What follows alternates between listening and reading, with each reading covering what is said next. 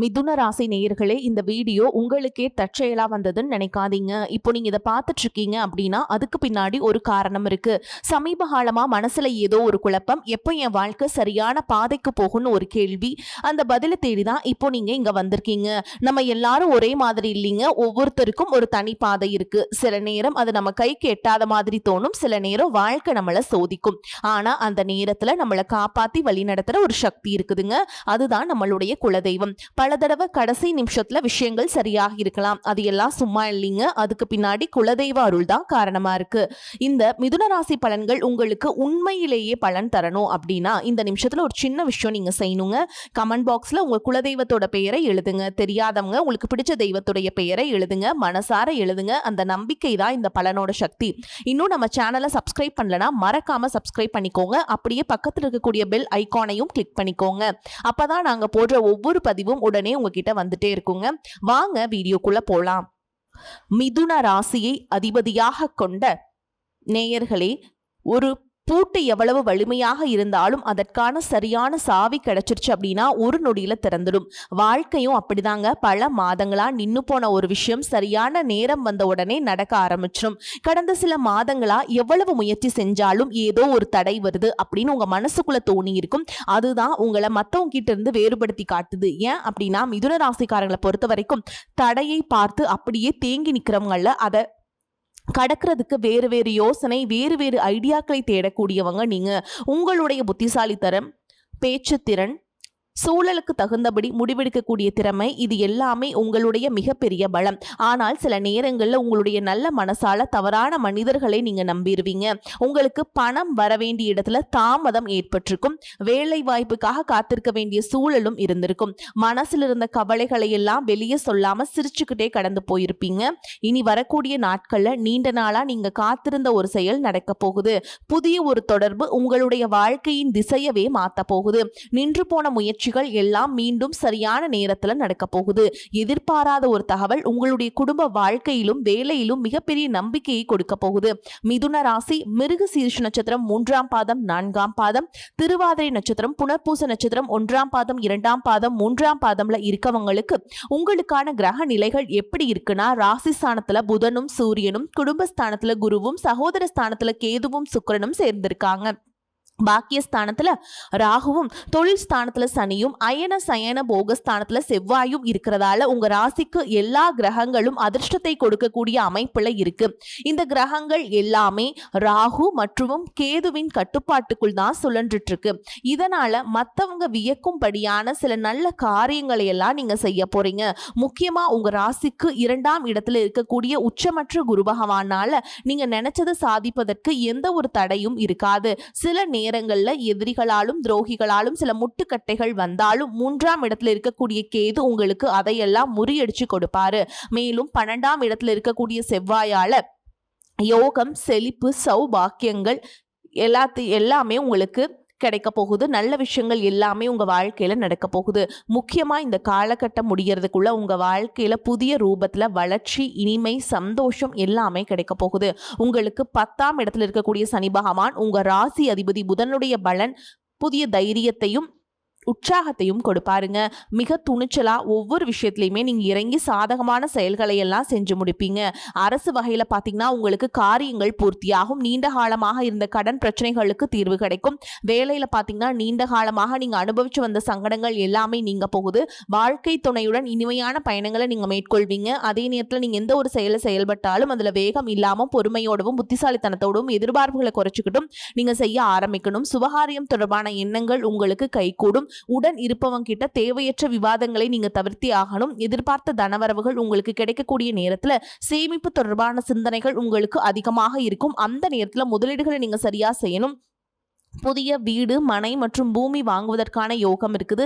விவசாய பணிகளில் பார்த்தீங்கன்னா ஆதாயமான சூழல் ஏற்படும். உடல் ஆரோக்கியம் உங்களுக்கு மேம்பட போகுது.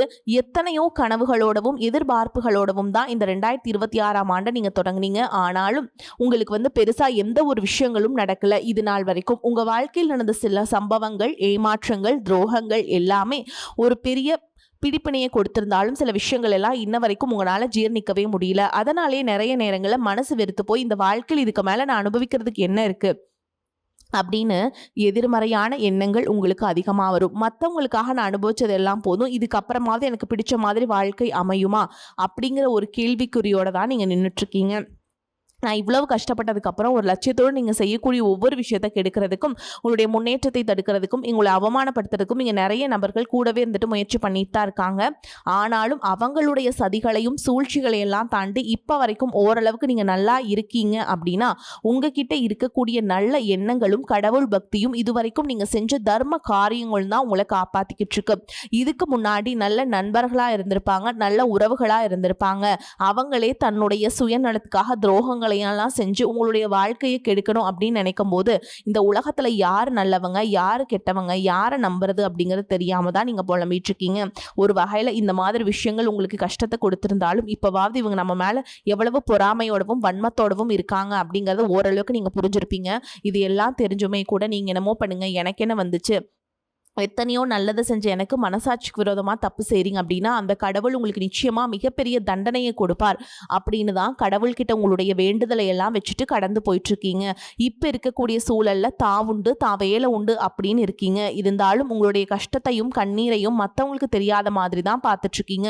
உங்களுடைய வாழ்க்கை உங்களை எப்படி புரட்டி போட்டாலும் முடக்கி வச்சாலும் நீங்கள் எப்பவும் போல் சாதாரணமாக இருக்கிறதுனால உங்களை சுற்றி இருக்கவங்க எல்லாருமே இவங்களுக்கு என்னப்பா ஜாலியான வாழ்க்கை வாழ்கிறாங்க, இவங்க கிட்ட என்ன குறை அப்படின்னு தான் சொல்லுவாங்க. ஆனா மனசுல நிம்மதி இல்லாம சரியா சாப்பிட முடியாம அவ்வளவு ஏங்க நிம்மதியா தூங்க முடியாம கூட நீங்க எவ்வளவு கஷ்டப்படுறீங்க அப்படிங்கிறது உங்களுக்கும் அந்த கடவுளுக்கும் மட்டும் தாங்க தெரியும். இந்த மாதிரி உங்க வாழ்க்கையில திடீர்னு ஒரு பிரச்சனை, உடம்பு சரியில்லை, ஹாஸ்பிட்டல்ல பெருசா செலவு வந்துருச்சு, குடும்பத்துல அவசர தேவைக்கு பணம் பத்தல, பிசினஸ் லாஸ் ஆயிடுச்சு அப்படின்னு உங்க வாழ்க்கை முடங்கிருச்சுனா கூட நின்று உங்களுக்கு உதவி செய்யறதுக்கோ ஆறுதலா 4 வார்த்தை பேசுறதுக்கோ அவ்வளவு ஏங்க திரும்பி பார்க்க கூட உண்மையான ஆள் கிடையாதுங்க. ஆனா நீங்க எவ்வளவோ தட்டு தடுமாறி எந்திரிச்சு நிற்கிறப்போ உங்களுக்கு குறை சொல்றதுக்குன்னே நிறைய பேர் தேடி வருவாங்க. உங்க சொந்தக்காரங்க தெரிஞ்சவங்க அப்படின்னு எல்லாருக்கும் தேவைன்னா மட்டும்தான் உங்களை பயன்படுத்திக்கிறாங்க. இதெல்லாம் தெரிஞ்சதுக்கு அப்புறமும் மறுபடியும் அவங்களுக்கு எல்லாம் உதவி செஞ்சு ஏமாறக்கூடியவங்களா தான் நீங்க இருக்கீங்க. இந்த வாழ்க்கையில எப்படியாவது முன்னேறணும் அப்படிங்கிறதுக்காக தினம் தினம் கஷ்டப்பட்டு உழைக்கிறீங்க. இது நாள் வரைக்கும் என்னுடைய மனசாட்சிக்கு தெரிஞ்சு நான் யாருக்குமே எந்த கெடுதலையோ கஷ்டத்தையோ துன்பத்தையோ கொடுத்ததில்லை, எனக்கு மட்டும் ஏன் இந்த வாழ்க்கையில் இப்படி நடக்குது அப்படின்னு ஆதங்கப்படுறது உண்மைதாங்க. என்ன இருந்தாலும் உங்களுக்கு இவ்வளவு கஷ்டங்கள் ஆகாது. இந்த மாதிரி பிரச்சனைகள் உங்கள் வாழ்க்கையில் வரும், கொஞ்ச நாளுக்கு அப்புறம் அது போயிடும். நிறைய நேரங்களில் பார்த்தீங்கன்னா உங்களால் எந்த பிரச்சனைகளும் வராது, ஆனால் உங்களை சுற்றி இருக்கிறவங்க மூலமாக தான் உங்களுக்கு நிறைய பிரச்சனைகள் வருது அப்படிங்கிறத இப்போவாது கொஞ்சம் புரிஞ்சிருப்பீங்க. இவ்வளவு நடந்ததுக்கப்புறம் நீ என் வாழ்க்கை மாறுமா அப்படின்னு நீங்கள் கேட்குற கேள்விகளுக்கெல்லாம் பதிலாதாங்க இனி வரக்கூடிய கிரக நிலைகள் மற்றும் அதன் இயக்கத்தின் காரணமாக உங்களுக்கு நல்ல பலன்கள் எல்லாமே கிடைக்க போகுதுங்க. இது நாள் வரைக்கும் நடந்த கெட்ட விஷயத்தை எல்லாமே விட்டுருங்க. இனி வரக்கூடிய நாட்களில் உங்களுக்கு எந்த மாதிரி நன்மைகள் கிடைக்க போகுது அப்படிங்கிறத பத்தி தான் இந்த வீடியோ பதிவுல பார்க்க போறோம். முதலாவதா மீன ராசியில் இருக்கக்கூடிய சனி பகவான் உங்களுக்கு ஆரம்பத்துல சில தடைகளை கொடுத்திருந்தாலும் இந்த வருடத்தின் இறுதிக்குள்ள உங்களுக்கு நல்ல பலன்களை எல்லாம் கொடுக்க போறார், தடைகளை எல்லாம் விலக்க போறார். இதன் மூலமா பொருளாதார ரீதியாக உங்களுக்கு நல்ல முன்னேற்றம் அப்படிங்கிறது விரைவிலேயே ஏற்பட போகுது. அடுத்ததா பாத்தீங்கன்னா சுக்கிர பயிற்சி. இதன் மூலமா உங்களுக்கு நல்ல வேலை வாய்ப்பு, பதவி உயர்வு மற்றும் அதிகாரம் செலுத்தக்கூடியவருடைய நட்பு உங்களுக்கு கிடைக்கும். நீங்க செல்வத்தை சேர்க்கணும் அப்படிங்கிறதுக்காகவே நகைகளுடைய விலை குறையும், புதிதாக வீடு வாகனங்கள் எல்லாமே வாங்குவீங்க. ஆரம்பத்தில் பொருளாதாரத்தில் ஏற்ற இறக்கங்கள் இருந்தாலும் இந்த வருடம் முடியும் பொழுது குறிப்பிட்ட அளவுக்கு நீங்கள் சொத்து சேர்த்து வச்சிருப்பீங்க. குரு பகவானுடைய உச்சராசியான கடகராசிக்கு போகும்பொழுது கஜகேசரி யோகமும் உண்டாக போகுது. இந்த நேரத்தில் உங்கள் நிதி நிலைமையில ரொம்பவே முன்னேற்றமாக இருக்கும். குழந்தை பாக்கியம் இல்லை அப்படின்னு கவலைப்பட்டு இருக்கவங்களுக்கு நிச்சயமாக குழந்தை பாக்கியம் உருவாகும். அவங்களுடைய உடல் நலனில் எவ்வளவு பிரச்சனைகள் இருந்தாலும் அதையெல்லாம் சரி செஞ்சு இந்த பாக்கியத்தை அடைய போறாங்க. அவங்க குடும்பத்திலையும் மனதிலையும் மிகப்பெரிய மகிழ்ச்சி நிரந்தரமாக இருக்க போகுது. படிக்கக்கூடிய மாணவர்களுக்கும் கல்வி ரொம்பவே சிறப்பாக இருக்க போகுதுங்க. அடுத்ததா நவம்பர் மாதத்தில் ஏற்படக்கூடிய ராகுகேது பயிற்சியில குடும்பம் மற்றும் தொழில திடீர் மாற்றங்களும் திருப்பங்களும் ஏற்பட போகுது. நீண்ட நாளாக நிறைய பேர் உடல் நலம் சார்ந்த பிரச்சனைகள்ல முடங்கி கிடந்திருப்பாங்க, நடக்கிறதுக்கு ரொம்பவே சிரமப்பட்டு இருந்திருப்பாங்க. அந்த பிரச்சனை எல்லாம் முழுவதுமாக நிவர்த்தியாக போகுது. கடந்த காலகட்டம் உங்களுக்கு நல்லதொரு வேலைங்கிறது கிடைச்சிருக்காது. குடும்ப கஷ்டத்திற்காக குறைவான சம்பளத்தில் பிடிக்காத வேலையை செஞ்சுட்டு இருந்திருப்பீங்க. உங்களுக்கு பொறுத்த வரைக்கும் பிஇ படிச்சிருப்பீங்க, டிகிரி படிச்சிருப்பீங்க. சில பேர் தன்னுடைய கல்வி தகுதிக்கு சரியான வேலை கிடைக்கல அப்படின்னு ரொம்பவே ஆதங்கப்பட்டு இருந்திருப்பீங்க. வரக்கூடிய நாட்களில் நீங்கள் சரியான முயற்சிகள் எடுத்தீங்க அப்படின்னா அரசாங்க வேலைக்கு நீங்கள் முயற்சி பண்ணாலும் உங்களுக்கு அரசாங்க வேலை கிடைக்கும். பேங்க் வேலையோ, ஐடி கம்பெனியோ அல்லது தனியார் நிறுவனங்களோ உங்களுக்கு மனசுக்கு பிடிச்ச மாதிரி நல்ல வருமானத்தோடு வேலை கிடைக்கக்கூடிய சூழலும் இருக்கு. மேலும் கணவன் மனைவிக்கிடையே பார்த்தீங்கன்னா நல்ல அந்யோன்யம் இருக்க போகுது. இதுவரைக்கும் இருந்த மன கஷ்டங்கள்லாம் நீங்கி ஒற்றுமையோடு இருக்க போறீங்க. சொத்து மற்றும் பல பிரச்சனைகள் காரணமா நீதிமன்றத்துல ஏதாவது வழக்குகள் இருக்கு அப்படின்னா கூட அதுவெல்லாம் உங்களுக்கு சாதகமாக மாறும். அதிலும் சொத்து விஷயத்துல சனி பகவானுடைய பார்வை உங்களுக்கு நேரடியா இருக்கிறதுனால சில தடைகளை கடந்து வரும்பொழுது உங்களுக்கு அந்த சொத்தானது நிச்சயமா கிடைக்கும். அரசியல்வாதிகளை பொறுத்த வரைக்கும் புதிய பதவிகள் எல்லாமே தானா கிடைக்கும். தேர்தலில் போட்டியிட்டு ஜெயிக்கக்கூடிய வாய்ப்புகளும் இருக்கு. இதுவரைக்கும் நீங்க வேலை செஞ்சுட்டு இருக்கக்கூடிய இடத்துல சரியான ஒத்துழைப்பு இருந்திருக்காது. முழு ஈடுபாட்டோட வேலை செய்ய முடியாத அளவுக்கு சில பிரச்சனைகள் எல்லாமே இருந்திருக்கும். இனி வரக்கூடிய காலங்களில் உடன் வேலை செய்யறவங்க மூலமா உங்களுக்கு நல்ல ஆதரவு கிடைக்கும். சந்தோஷமா அந்த வேலையை செய்வீங்க. வேலையில் உங்களுக்கு பணபலன்கள் ஏதாவது வராமல் இருந்துச்சு அப்படின்னா அந்த பணபலன்கள் எல்லாமே உங்களுக்கு வெகு சீக்கிரத்துல கிடைக்கும். அரசு வேலை இருக்கக்கூடியவங்க சட்டத்திற்கு புறம்பா எந்த ஒரு காரியத்திலையுமே ஈடுபடாம நேர்மையாக நடந்து கொள்வது நல்லதுங்க. பொது வாழ்க்கையில் இருக்கவங்களுக்கு நீங்க எதிர்பார்த்ததை விட மிகப்பெரிய நிலையை அடைய போறீங்க. தொழில தடைகள் ஏதாவது இருந்துச்சுன்னா அந்த தடைகள் எல்லாம் விலகிறது மட்டும் இல்லாம புதிதாக புதிய கிளைகளையும் தொடங்குவீங்க. உங்களுடைய உற்பத்தி அதிகரிக்கும். தொழிலை விரிவு செய்வீங்க. வரக்கூடிய நாட்கள்ல உங்களுக்கு விற்பனையும் அதிகமாகும். ஏற்றுமதி இறக்குமதி தொழிலெல்லாம் உங்களுக்கு நல்ல லாபம் கிடைக்கும். நீங்க செய்யக்கூடியது சின்ன தொழிலோ பெரிய தொழிலோ அதுவெல்லாம் உங்களுக்கு நல்ல வளர்ச்சியை கொடுக்கும் அப்படிங்கறத நீங்க ஞாபகம் வச்சுக்கோங்க. இனி வரக்கூடிய காலங்கள் எல்லாமே உங்களுடைய கனவுகளை நிஜமாக்கக்கூடிய நாட்களாக இருக்க போகுது. குடும்பத்தில் முன்னேற்றமும் பொருளாதாரமும் கிடைக்கும் பொழுது உங்களுடைய சுய ஒழுக்கத்தில் நீங்கள் ரொம்பவே கவனமாக இருக்கணும். பேசக்கூடிய வார்த்தைகள், பழகக்கூடிய நபர்கள் எல்லார்கிட்டையுமே எந்த ஒரு இடத்துலையுமே தான் அப்படிங்கிற ஒரு கர்வத்தை மட்டும் நீங்கள் வச்சுக்க கூடாதுங்க.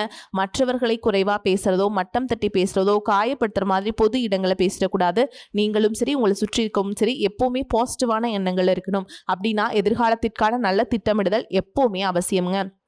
அதனால் நீங்கள் எந்த ஒரு விஷயத்தை செய்யும் போதும் எதிர்காலத்தில் இது எனக்கு எந்த மாதிரியான பலன்களை கொடுக்கும் அப்படிங்கிறத மனசில் வச்சுக்கிறதும் அவசியம். இதை நீங்கள் சரியாக செஞ்சுட்டு வந்தீங்கன்னா பெரியவங்களுடைய உதவி கிடைக்கும். உறவுகளில் இருந்த சண்டை சச்சரவுகள் முழுவதுமாகவே விலகும். புதிய நண்பர்களும் உங்களுக்கு உதவி செய்வாங்க.